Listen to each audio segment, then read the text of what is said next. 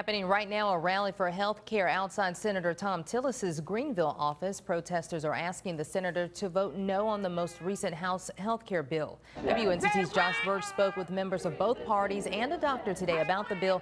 Josh, what's the atmosphere like out there?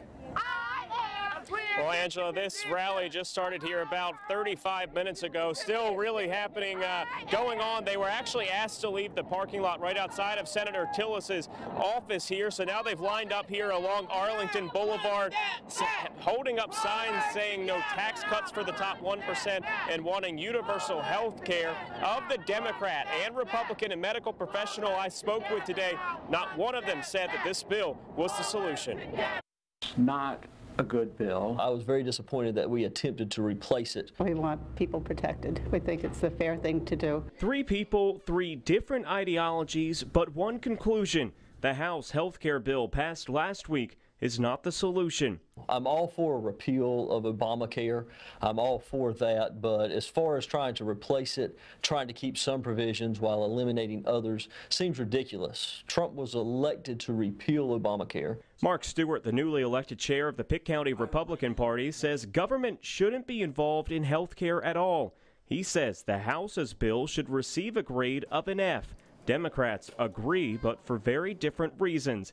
Libby Griffin says she's particularly concerned with the cuts to Medicaid and what impact that could have on newborns and elderly people in nursing homes. They're the people who fought World War II, Korea. They've paid taxes all their lives.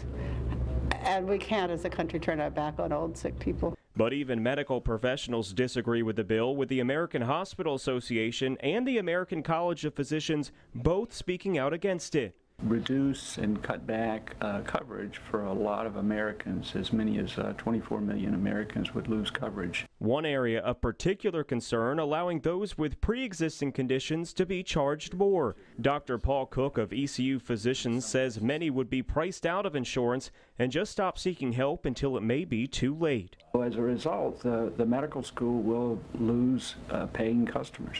And of course, that would hurt ECU physicians and other doctors' offices, hospitals across the East, the state, and across the country. But those here rallying right now hope that that never becomes a reality. And they're asking Senator Thom Tillis and all of the other senators now that have this health care bill in their hands to vote no.